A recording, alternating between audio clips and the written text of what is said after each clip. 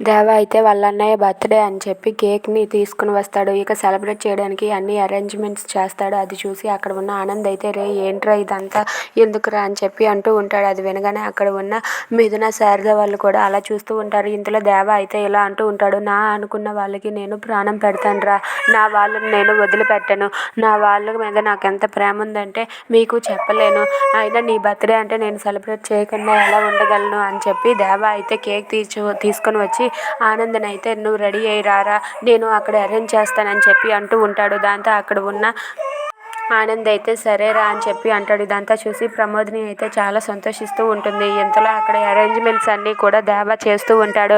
అలా దేవ అయితే కేక్ కటింగ్కి అయితే అరేంజ్మెంట్స్ చేసి అక్కడ అంతా కూడా సెలబ్రేట్ చేస్తూ ఉంటాడు. ఇదంతా చూసి అక్కడ ఉన్న సూర్యకాంతం అయితే చాలా ఉడుక్కుంటూ తనైతే కోపంతో రగిలిపోతూ ఉంటుంది. తనైతే ఇదంతా చూసి విరుచుకుపడుతూ ఉంటుంది. ఇక అక్కడ ఉన్న దేవ వాళ్ళందరూ కూడా సరదాగా ఉండడం చూసి ఇంతలో అక్కడికి సత్యమూర్తి వచ్చి ఇలా అంటూ ఉంటాడు, ఇరై ఏంట్రా నువ్వు ఇంట్లోకి ఎందుకు వచ్చావు, శారదానికి ఏం చెప్పాను, నా చిన్న కొడుకు నా పరువుని ఎప్పుడో తీశాడు, నా పరువుని తీసిన వాడు ఇంట్లో ఉండడానికి వీల్లేదని చెప్పాను, అయినా సరే వాడిని ఇంట్లోకి ఎందుకు రానిచ్చావు, వాడు ఇంట్లో ఉండడానికి వీల్లేదు, నువ్వు మర్యాదగా బయటికి వెళ్తావా లేదా అని చెప్పి సత్యమూర్తి దేవత అంటాడు. అది వినగానే అక్కడ ఉన్న దేవ అక్కడ ఉన్న వాళ్ళందరూ అలా చూస్తూ ఉంటారు. ఇక అక్కడే ఉన్న మిథున అయితే చాలా బాధపడుతూ ఉంటుంది.